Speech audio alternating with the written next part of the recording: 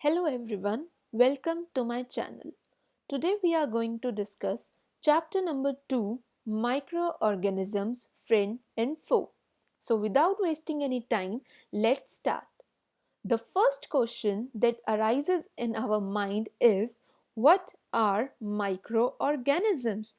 Students, microorganisms are microscopic organisms that can't be seen with naked eyes.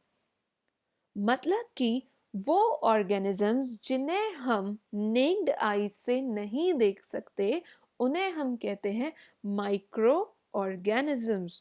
तो हम इन्हें कैसे देख सकते हैं? We can see them by using a device. क्या आप में से कोई गेस कर सकता है उस डिवाइस का क्या नाम है? उस डिवाइस का नाम है माइक्रोस्कोप। माइक्रोस्कोप एक ऐसी डिवाइस है जो हमें छोटी छोटी चीज़ों को बड़ी आसानी से देखने में मदद करता है। आप सभी बच्चों ने माइक्रोस्कोप अपनी साइंस की लैब में ज़रूर देखा होगा। इसके अंदर बहुत सारे छोटे छोटे लेंस होते हैं जिन्हें हम एडजस्ट करके किसी भी चीज़ को बहुत आसानी से देख पाते हैं। आई होप आप सभी बच्चों को समझ आ गया होगा कि माइक्रो ऑर्गेनिजम्स क्या होते हैं। Now let's discuss about the four major groups of microorganisms.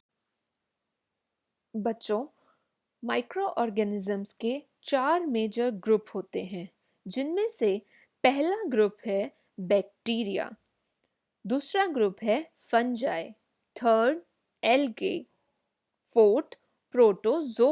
अब हम एक एक करके इनके बारे में जानते हैं कि ये होते क्या हैं। आप ये तो समझ ही गए होंगे कि ये चारों ही माइक्रो ऑर्गेनिजम्स की कैटेगरी में आते हैं। मतलब कि इन चारों को हम नेक्ड आईज से नहीं देख सकते हैं। इनको कैसे देखेंगे हम? एक माइक्रोस्कोप की हेल्प से। तो पहले हम बात करते हैं बैक्टीरिया के बारे में। Bacteria are unicellular prokaryotic microorganisms. कुछ बैक्टीरिया होते हैं जो हमारे लिए बहुत यूज़फुल हैं, लेकिन कुछ बैक्टीरिया ऐसे भी होते हैं जो हमारे लिए हार्मफुल हैं। Basically there are four major types of bacteria: bacillus, vibrio, cocci and spirilla. Next is fungi. Fungi are saprophytic or parasitic organism. They are mostly multicellular. However, yeast is unicellular. It's very important. Please note that yeast is a unicellular fungi. Next is algae. Algae are unicellular or multicellular autotrophic organisms.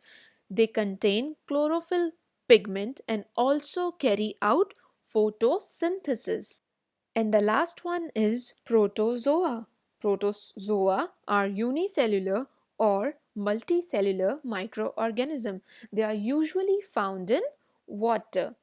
Now let's talk about their examples. Bacteria का example है spiral bacteria. आप अपनी screen पे pictures देख सकते हैं। Fungi का example है पेनिसिलियम। एल्गे का एग्जाम्पल है स्पाइरोगायरा। प्रोटोजोआ का एग्जाम्पल है amoeba. Students, all these examples are really very important from exam point of view. So, I would request कि आप सभी बच्चे इन एग्जाम्पल्स को अच्छे से याद कर लें। साथ ही साथ इन चारों ग्रुप्स की दो दो क्वालिटीज़ भी याद कर लें। Next is virus. Viruses are also microscopic, but they are not microorganisms. Why? Because they reproduce only inside the cell of an host organism. मतलब ये कि वायरस भी माइक्रोस्कोपिक होते हैं, उन्हें भी हम नेक्ड आईज से नहीं देख सकते, लेकिन वो माइक्रो ऑर्गेनिजम्स की कैटेगरी में इसलिए नहीं आते हैं क्योंकि वो सिर्फ एक होस्ट सेल की बॉडी के अंदर ही रिप्रोड्यूस कर सकते हैं, उसके बाहर they act like a dead organisms. अगर आपको किसी भी टॉपिक में कोई प्रॉब्लम हो तो आप बच्चे मुझे कमेंट सेक्शन में क्वेश्चंस कर सकते हैं। अब हम आगे बढ़ते हैं। नेक्स्ट टॉपिक आता है वेयर डू ऑर्गेनिजम्स लिव। आखिर ये माइक्रो ऑर्गेनिजम्स रहते कहाँ हैं? बच्चे, ये माइक्रो ऑर्गेनिजम्स डेजर्ट्स में रहते हैं, मतलब रेगिस्तान में, मार्शी लैंड में रहते हैं, जो दलदली इलाके होते हैं, आइस कोल्ड क्लाइमेट जहाँ पे बहुत ज़्यादा ठंड होती है, हॉट स्प्रिंग्स जहाँ पे बहुत ज़्यादा गर्मी होती है, inside the body of animals including humans. मेरी बॉडी में इस वक्त बहुत सारे माइक्रो ऑर्गेनिजम्स हैं। सिमिलरली आप सभी की बॉडी के अंदर भी बहुत सारे माइक्रो ऑर्गेनिजम्स हैं। ये वाटर में मिलते हैं, ये एयर में मिलते हैं। इन शॉर्ट हम कह सकते हैं कि माइक्रो ऑर्गेनिजम्स हर जगह हैं। They are everywhere around us. You can also see the pictures displayed on the screen. तो आप सभी बच्चों को अच्छे से समझ आ गया होगा कि माइक्रो ऑर्गेनिजम्स होते क्या हैं और ये कहाँ पाए जाते हैं। And the next topic is friendly microorganisms.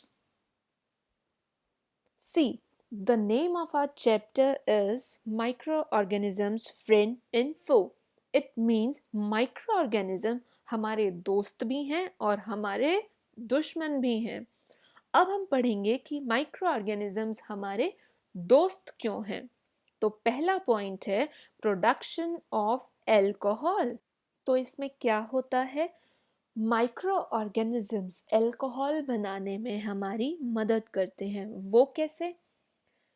बेटा, अभी हमने पढ़ा था यीस्ट एक माइक्रो ऑर्गेनिज्म है, राइट? तो यीस्ट क्या काम करता है? यीस्ट शुगर को अल्कोहल में बदल देता है। क्या करता है? शुगर को अल्कोहल में बदल देता है। कौन बदल देता है? यीस्ट। एंड इस पूरे प्रोसेस को हम कहते हैं फर्मेंटेशन। क्या कहते हैं? Fermentation.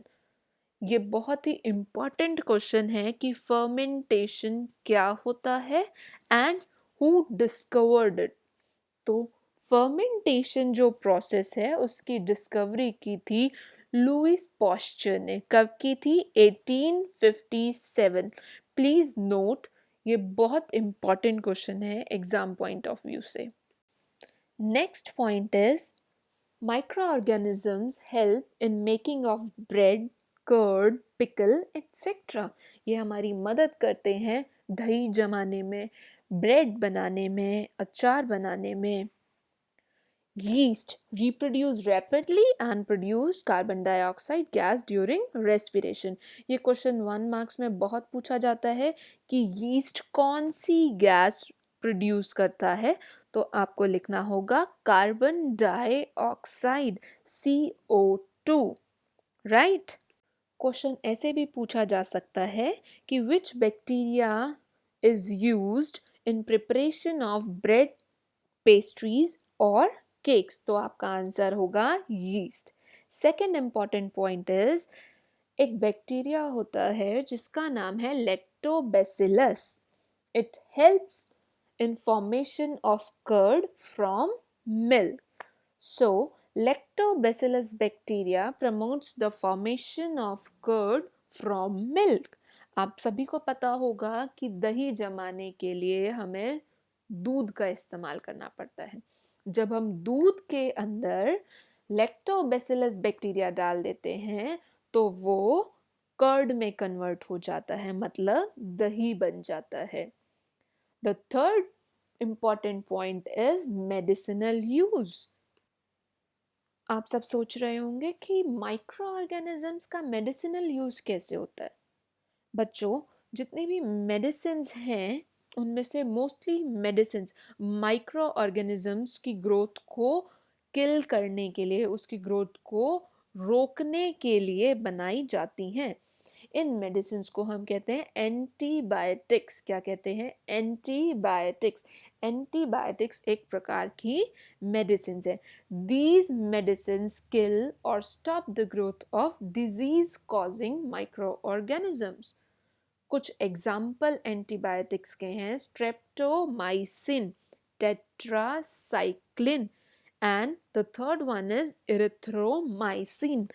All these three names are important. Alexander Fleming discovered penicillin in 1929. Again, a very important point to note. Fourth point is vaccine. The protection of the body from the attack of various disease-causing microorganisms through vaccine is called vaccination. Vaccine include dead or weakened microbes that trigger the production of antibodies in our body. The antibodies help in preventing the attack from disease-causing microorganisms. Cholera, tuberculosis, smallpox, hepatitis, all these diseases can be prevented by vaccination. An important point again, Edward Jenner discovered smallpox vaccine in 1798. Question आ सकता है कि smallpox की vaccine किसने बनाई थी and कब बनाई थी? The fifth point is increasing soil fertility. Student, there are some bacteria and certain blue-green algae that fix nitrogen from the atmosphere to enrich soil with nitrogen and increase its fertility. See, हमारे हवा में बहुत सारी nitrogen है। कितनी? 78%। But plants उस nitrogen को use नहीं कर सकते हैं। तो कुछ बैक्टीरिया होते हैं जो उस एटमॉस्फेरिक नाइट्रोजन को फिक्स कर देते हैं ताकि प्लांट्स उस नाइट्रोजन को यूज कर सकें। इससे क्या होता है? हमारी जो मिट्टी की क्वालिटी है वो बहुत अच्छी हो जाती है। And the last point is cleaning the environment. Microorganisms help in converting the dead waste of plants and animals into simpler substances by the process of decomposition. मतलब कैसे क्लीन कर रहे हैं माइक्रो ऑर्गेनिजम्स हमारे इन्वायरमेंट को? आपने देखा होगा जैसे बारिश आ गई तो कूड़ा क्या होता है? गलने लग जाता है, पत्तियां झड़ रही हैं, लकड़ी हैं वो सब सड़ने लग जाती हैं। वो गल के छोटे छोटे सिंपलर सब्सटेंसेस में ब्रेक हो जाता है। इस प्रोसेस को हम कहते हैं डीकम्पोजिशन। तो by the process of decomposition micro organisms हमारे एनवायरनमेंट को क्लीन भी करते रहते हैं। अब चलते हैं हमारे नेक्स्ट टॉपिक पे जो कि है हार्मफुल ऑर्गेनिजम्स। अभी हमने पढ़ा कैसे माइक्रो ऑर्गेनिजम्स हमारे दोस्त हैं। अब हम पढ़ेंगे क्यों माइक्रो ऑर्गेनिजम्स हमारे लिए हार्मफुल हैं। इट मीन्स क्या वो हमारे दुश्मन हैं? चलो देखते हैं। The first point is micro organisms cause disease. ये बीमारियां पैदा करते हैं। वो कैसे? चलो जानते हैं। डिजीज कॉजिंग माइक्रो ऑर्गेनिजम्स को हम क्या कहते हैं? पैथोजेंस। क्या कहते हैं? पैथोजेंस। जो माइक्रो ऑर्गेनिजम्स हमें बीमार करेंगे उनका नाम है पैथोजेंस। अब बीमारी फैलती कैसे है? मान लीजिए ये एक इन्फेक्टेड पर्सन है। इन्फेक्टेड पर्सन मतलब इसको कोई बीमारी है, इसको किसी बैक्टीरिया ने अफेक्ट कर दिया है। अब पैथोजेंस क्या करेंगे? एक इन्फेक्टेड पर्सन की बॉडी से एक हेल्दी बॉडी में कन्वर्ट चले जाएंगे, जिसके कारण क्या होगा? वो हेल्दी पर्सन भी इन्फेक्टेड हो जाएगा। और इस पूरे प्रोसेस को हम क्या कहेंगे? Communicable disease. क्या कहेंगे? Communicable disease. ऐसी डिजीज जो एक इन्फेक्टेड पर्सन से एक हेल्दी पर्सन में हो जाए ट्रांसफर, उन्हें हम कहते हैं कम्युनिकेबल डिजीज। और ये बीमारियां कैसे ट्रांसफर होती हैं? Through air, water, food and physical contact. For example मान लो आपके एक फ्रेंड को कॉमन कोल्ड हो रखा है, मतलब जुकाम हो रखा है, एंड वो छींक मार देते हैं, स्नीज कर देते हैं या फिर खांस देते हैं। उनके पास हैंकी नहीं है, कोई टिश्यू पेपर नहीं है, उन्होंने अपना हाथ यूज कर लिया। अब आप अपने फ्रेंड से मिले और उनसे हाथ मिलाया, तो वो जो गंदे बैक्टीरिया उनके हाथ पे थे वो अब आपके हाथ पे आ गए हैं। इट मीन्स बीमारी अब आपको ट्रांसफर हो गई है। इसीलिए आपके टीचर्स, आपके पेरेंट्स आपको हमेशा समझाते हैं कि आपको अपने हाथ अच्छे से धोने चाहिए। आपको जब भी छींक आए या खांसी आए, आपको अपनी नाक को, अपने मुंह को एक हैंकी से ढक के रखना चाहिए, राइट? अब बात करते हैं एग्जाम्पल्स की। तो बच्चे, कम्युनिकेबल डिजीज के एग्जाम्पल हैं cough, common cold, cholera, chicken pox, tuberculosis. और ये सब बीमारियां कम्युनिकेबल इसलिए हैं बिकॉज ये एक इन्फेक्टेड पर्सन से एक हेल्दी पर्सन को हो जाती हैं, ठीक है? हार्ट अटैक बच्चे एक कम्युनिकेबल बीमारी नहीं है। क्यों? क्योंकि अगर एक पर्सन को हार्ट अटैक है तो उसकी वजह से किसी हेल्दी पर्सन को हार्ट अटैक नहीं हो सकता, तो उसको हम कम्युनिकेबल डिजीज की कैटेगरी में नहीं रखेंगे। नेक्स्ट टॉपिक आता है अब हमारा कि बीमारियां कैसे एक कैरियर के थ्रू भी होती हैं। There are certain insect and animals जो एक कैरियर की तरह एक्ट करते हैं, ठीक है? अब कैरियर क्या होता है? एक बीमारी को एक पर्सन से दूसरे पर्सन तक लेके जाना, वो काम होता है कैरियर का। पहला एग्जाम्पल है बच्चे हाउस फ्लाई। हाउस फ्लाई मतलब मक्खी। मक्खी हम सभी ने देखी हुई है। मक्खी कहाँ बैठती है? कूड़े पे बैठती है। As you can see in this picture, ये मक्खी कहाँ बैठी? कूड़े पे बैठी। उसके बाद अगर ये मक्खी आपके खाने के आइटम पे बैठ जाएगी तो क्या होगा? आप बीमार पड़ जाएंगे, राइट? तो हाउस फ्लाई क्या है? It act as a carrier of disease. Second is female anopheles mosquito. ये एक मॉस्किटो है जो कि कौन सी बीमारी करता है? मलेरिया। मलेरिया बीमारी बच्चे आपको एक इंसान से दूसरे इंसान को नहीं होती है। उस बीमारी को फैलने के लिए कैरियर चाहिए होता है, और वो कैरियर क्या है? मच्छर। कौन सा मच्छर? Female anopheles mosquito. ये मच्छर क्या करता है?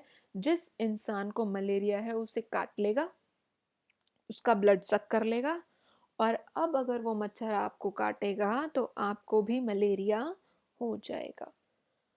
Third is female aedes mosquito. It causes dengue.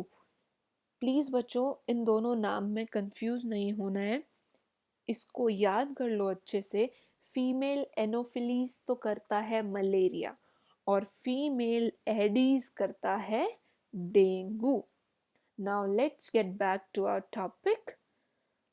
The topic is ऐसी कौन कौन सी डिजीज है जो ह्यूमंस में होती हैं माइक्रो ऑर्गेनिजम्स के द्वारा। तो बच्चे, पहली डिजीज है tuberculosis. Tuberculosis is a disease that is caused by bacteria via air. कैसे होती है ये? हवा के through. Measles is caused by virus. Chickenpox is caused by virus. Polio is caused by virus. Cholera, it is caused by a bacteria. Typhoid is caused by a bacteria. और mode of transmission क्या है इसका? Water. Hepatitis A होता है virus के कारण, malaria होता है प्रोटोजोआ के कारण, लेकिन मोड ऑफ ट्रांसमिशन क्या है इसमें? मॉस्किटो। तो हम मलेरिया से कैसे बच सकते हैं? हम मॉस्किटो रेपेलेंट्स का इस्तेमाल कर सकते हैं, हम मॉस्किटो नेट का इस्तेमाल कर सकते हैं, कुछ इंसेक्टिसाइड स्प्रेज आते हैं उनका इस्तेमाल कर सकते हैं। आपने सुना होगा, कहते हैं कि अपने घर के आसपास किसी भी खाली टायर में, बर्तन में, कहीं भी पानी को इकट्ठा ना होने दें, बिकॉज ये जो मलेरिया का मच्छर है ये पानी में जल्दी जल्दी से रिप्रोड्यूस करता है। Now the next topic is कि प्लांट्स में कौन कौन सी डिजीज हैं जो माइक्रो ऑर्गेनिज्म पैदा करते हैं। First is citrus canker. It is caused by bacteria and the mode of transmission is air. Second disease is rust of wheat. इसमें क्या होता है, wheat मतलब गेहूं, हमारे गेहूं में रस्ट लग जाती है, फूई लग जाती है ग्रीन ग्रीन कलर की, वो बहुत अनहेल्दी हो जाते हैं। It is caused by fungi. Yellow vein mosaic in भिंडी, it is also caused by a virus. ये सभी डिजीज़ आपकी एनसीईआरटी की बुक में दे रखी हैं, सेम इसी टाइप से टेबल हैं। आई वुड सजेस्ट कि आप इनको अच्छे से रिवाइज कर लें, क्योंकि एग्ज़ाम में इनमें से 2 या 3 मार्क्स का ज़रूर पूछा जाता है। Next topic is food poisoning. Now what is food poisoning? बच्चे, as the name suggest, food poisoning मतलब हमारा खाना पॉइजन बन गया है। क्या बन गया है? पॉइजन। वो कैसे? चलो पढ़ते हैं। Microorganisms that grows on our food sometimes produce toxic substances. मतलब कुछ माइक्रो ऑर्गेनिज्म ऐसे होते हैं जो हमारे खाने के अंदर पनपने लगते हैं, और क्या होता है, वो हमारे खाने को टॉक्सिक कर देते हैं। फॉर एग्जाम्पल, आपने देखा होगा कि आपने कुछ खाना खाया और वो बच गया, तो आपने उसको बाहर छोड़ दिया। थोड़ी देर बाद उसमें से स्मेल आने लगती है ना, गंदी बदबू आने लगती है, या फिर उसमें फूई लग जाती है 1-2 दिन बाद। मतलब क्या हुआ, उसमें माइक्रो ऑर्गेनिजम्स ग्रो होने लग गए हैं और उन्होंने एक टॉक्सिक, एक जहरीला सब्सटेंस प्रोड्यूस कर दिया है। उससे क्या होगा? उससे हमारा फूड अब पॉइजनस हो गया है। हमारा खाना जो हेल्दी था, अच्छा था, अब वो पॉइजन में कन्वर्ट हो गया, और अगर हम उसे अब खाएंगे तो क्या होगा? हमें उल्टी होएगी, पेट में दर्द होएगा, हमें वो चीज़ सूट नहीं करेगी। जैसे ही हम उसे खाएंगे हमारी बॉडी उसे डाइजेस्ट नहीं करेगी और वापस उसे बाहर फेंक देगी, राइट? तो वॉमिटिंग होना या फिर स्टमक एक होना, all these are examples of food poisoning. So I will advise कि आप सभी बच्चे अपना खाना ढक के रखें। कभी भी फ्रूट्स खाएं या फिर कोई वेजिटेबल्स खाएं तो उन्हें धो के खाएं। हो सकता है उस पर कोई ना कोई बैक्टीरिया या फिर कोई माइक्रो ऑर्गेनिजम्स ग्रो कर रहे हो। तो फिर अब हम अपने फूड को बचाएं कैसे? सभी खाने ऐसे नहीं होते जो डेली बनते हो, है ना। फॉर एग्जाम्पल, हमारे घर में जैम है, पिकल है, मतलब अचार। जैम सभी को बहुत पसंद है, रोज रोज तो नहीं बनती, राइट? तो जैम, पिकल, स्क्वैश, दूध, इतनी सारी चीज़ें हमारे घर में हैं, उनको हम कैसे बचाएं कि वो पॉइजन ना बने, वो खराब ना हो। So let's discuss. First method is chemical method. इसमें हम क्या करेंगे? केमिकल्स का यूज करेंगे अपने खाने को बचाने के लिए। कौन कौन से केमिकल हैं? Sodium benzoate and sodium metabisulphite. These two chemicals are preservatives. ये एक प्रिजर्वेटिव हैं जो कि माइक्रो ऑर्गेनिजम्स को ग्रो नहीं होने देते हैं, ये उनकी ग्रोथ को वहीं पे रोक देते हैं। Second is prevention by common salt. जो कॉमन सॉल्ट होता है वो भी एक फूड प्रिजर्वेटिव है। कैसे? बच्चे, जितने भी नॉन वेज आइटम्स हैं जैसे कि चिकन या फिश, वो जब कंटेनर्स में आते हैं तो हम उन्हें नमक लगा के रखते हैं, बहुत सारा सॉल्ट लगा के रखा होता है। क्यों? ताकि उनमें से बदबू ना आए, वो सड़े ना, वो खराब ना हो, ठीक है। Third is prevention bye sugar. चीनी से कैसे प्रिवेंट कर सकते हैं? सभी के घर में होगी जैम, जेली, स्क्वैशेस। ये सब कैसी होती हैं? मीठी होती हैं। मीठे होने के कारण ये बहुत देर से खराब होती हैं, ठीक है। Prevention by oil and vinegar. सभी की मम्मी अचार बनाती होंगी, तो मम्मी अचार में खूब सारा तेल एंड सॉल्ट डालती हैं। क्यों? ताकि हमारे अचार की शेल्फ लाइफ अच्छी हो, वो जल्दी से खराब ना हो। And the last one is heat and cold treatment. इसमें क्या होता है बेटा, आपने देखा होगा, मान लो शाम को आपके घर में खाना बना है और थोड़ा खाना बच गया है। अब मम्मा क्या करती हैं, वो उस खाने को फ्रिज में रख देती हैं ताकि वो अगले दिन काम आ जाए, राइट। अगर मम्मी खाना बाहर रख देंगी तो खाना खराब हो जाएगा। लेकिन फ्रिज का टेम्परेचर बहुत लो होता है, बहुत ठंडा होता है, जिसके कारण हमारा फूड आइटम खराब नहीं होता है। आई होप आप सभी को ये टॉपिक अच्छे से समझ आया होगा। बच्चे एक और टॉपिक इसमें आता है पॉस्चराइजेशन का। पॉस्चराइजेशन क्या है? बच्चे मिल्क एक ऐसी चीज है जिसको अगर हम बाहर रखेंगे तो वो इजीली खराब हो सकता है, उस पे माइक्रो ऑर्गेनिजम्स अटैक कर सकते हैं। तो हम अपने मिल्क को स्पॉइलेज से कैसे बचा सकते हैं? पॉस्चराइजेशन मेथड के द्वारा। तो लेट्स सी कि ये क्या होता है। मिल्क को हम हीट करते हैं, कितने डिग्री सेल्सियस पे? 70 डिग्री सेल्सियस, ठीक है। कितने सेकंड्स के लिए? 15 टू 30 सेकंड्स के लिए। तो हम दूध को गर्म करेंगे 70 डिग्री सेल्सियस पे 15 से 30 सेकंड्स के लिए, एंड देन सडनली उसे चिल्ड कर देंगे। क्या कर देंगे? चिल्ड। इससे क्या होगा, माइक्रोब्स की जो ग्रोथ है वो बंद हो जाएगी, सभी माइक्रोब्स मर जाएंगे। इस मेथड की जो ये पॉस्चराइजेशन का प्रोसेस है डिस्कवरी की थी लुईस पॉस्चर ने। किसने? Louis Pasteur. इसीलिए इन साइंटिस्ट के नाम पे हमने इसका नाम दे दिया था पॉस्चराइजेशन। क्या नाम दिया था? पॉस्चराइजेशन। आप यहाँ फोटो में देख सकते हैं, यहाँ दो सेक्शन है बेटा, एक हीटिंग सेक्शन और एक कूलिंग सेक्शन। हीटिंग सेक्शन क्या करेगा, दूध को 70 डिग्री सेल्सियस पर 15 से 30 सेकंड के लिए गर्म करेगा, और फिर ये पाइप से होते हुए कहाँ चला जाएगा? कूलिंग सेक्शन पे। एकदम से दूध को ठंडा कर दिया, और अब इस दूध को हम कहेंगे pasteurised milk, right. Next topic is nitrogen fixation. मैंने आप सबको बताया था कि हमारे एटमॉस्फेयर में 78% नाइट्रोजन है। कितनी है? 78%। बट हमारे प्लांट्स इस नाइट्रोजन को यूज नहीं कर सकते हैं। तो नाइट्रोजन फिक्सिंग बैक्टीरिया होता है बेटा एक, उसका नाम है राइजोबियम।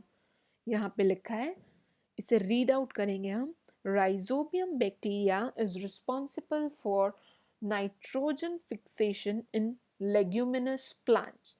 तो नाइट्रोजन फिक्सेशन के लिए एक बैक्टीरिया है प्लांट्स में। क्या नाम है उस बैक्टीरिया का? राइजोबियम। और वो किन प्लांट्स में मिलता है? लेग्यूमिनस प्लांट्स में। किन प्लांट्स में? लेग्यूमिनस प्लांट्स में। लेग्यूमिनस प्लांट्स कौन से होते हैं? ये होते हैं बेटा जितनी भी आपकी दालें हैं, पल्सेस वगैरह है ना, बीन्स वगैरह, उनको हम बोलते हैं लेग्यूमिनस प्लांट्स। तो ये लेग्यूमिनस प्लांट्स में कहाँ पाया जाता है? उनकी रूट्स में।